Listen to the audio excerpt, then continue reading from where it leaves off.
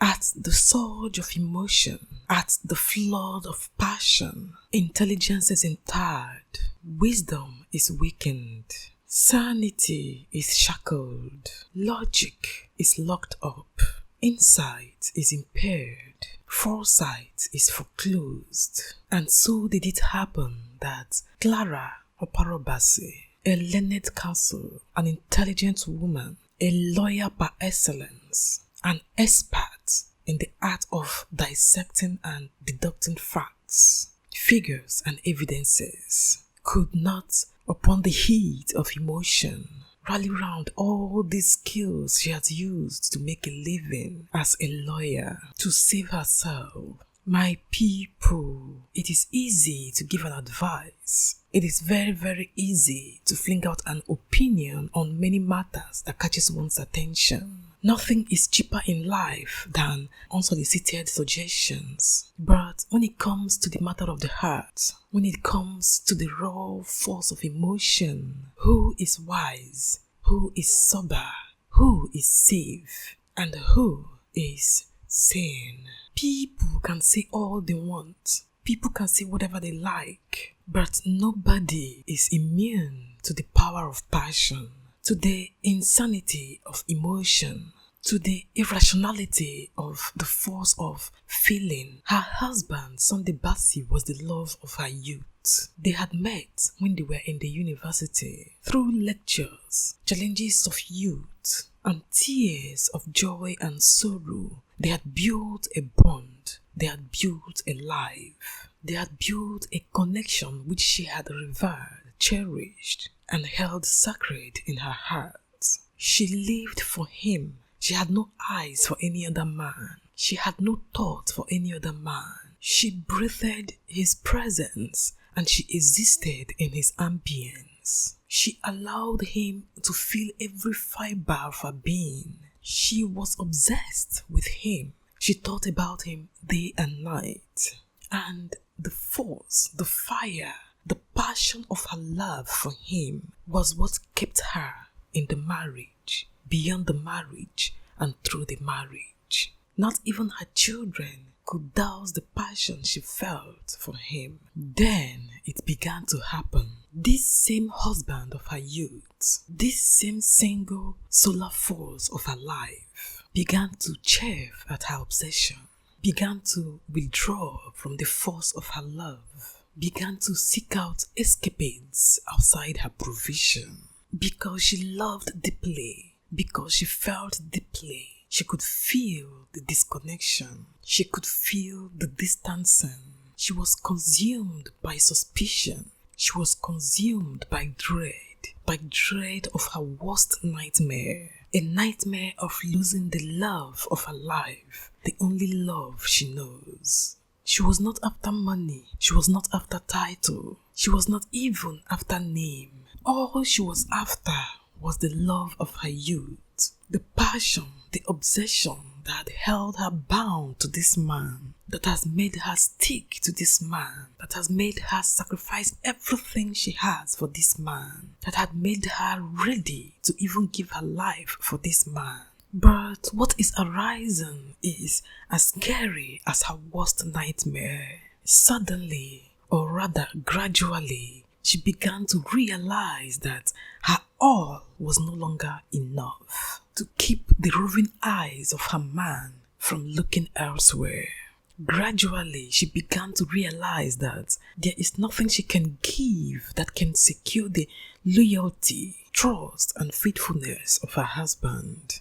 Gradually, her passion of love, her passion of affection, her passion of care and concern began to congeal and turn dark, began to turn into fumes and flames of jealousy, of suspicion, of bitterness, of anger, and of insecurity. Memories of past pleasures, memories of past passion, memories of past sacrifices now replayed in her mind as torture and as mockery as she beheld the love of her life, subtly distancing himself from her and seeking pleasure elsewhere. She tried to cancel herself. She tried to stabilize herself. But the roaring flame of emotion, the raging flood of passion destroyed all her efforts to grab sanity, to grab soberness, and to grab lucidity. And so did it happen that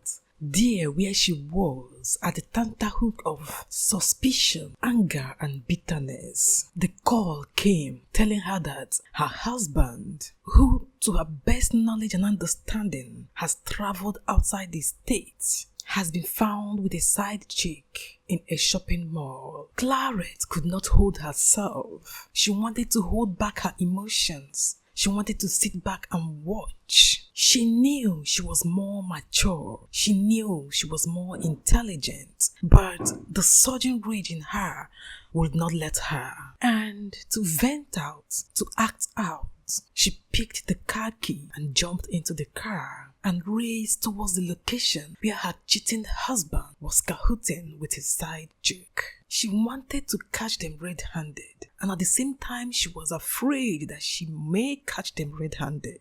She hoped that it was a lie. She prayed that he would not be there, that the side chick would not be there. She just wanted this nightmare to be over so that she can laugh and say, "Thank you, Jesus, that this nightmare is over." But unfortunately and very tragically, it was not a dream. As she was entering the premises, behold, there was her husband together with his side chick driving out. The little shred of sanity in her was torn asunder. Claret couldn't think again. Claret couldn't reason again. Emotion took full sway of her volition, and she went in pursuit of her husband and his side chick. Blinded by emotion, she threw caution to the wind. She gave no thought to traffic. She gave no thought to her own safety. Flooring the gas, she was pushing the car faster and faster in pursuit of her husband, her cheating husband, her once glorious lover, her once intimate partner, her once loyal and most endearing comforter. She could not reconcile the two. It was too much for her. As she sped towards her husband, panic made the cheating man to even speed faster. And as fate would have it, in the heat of the chase, in the blinded heat of the chase, Claret lost control of the wheel and slammed into the bush where she gave up. Where she gave up the chase. She had already given up the chase, but she was too wounded to say, "I surrender." Her husband, seeing the havoc that had come upon his wife, had to turn back and start looking for help, start looking for people that will help him bring out his dying wife, his childhood lover, the love of his life, the mother of his children, the woman that had built and sustained and nurtured him from youth till date. He cried. He begged her not to give up the ghost, but she was too weak to respond. She was too drained to react.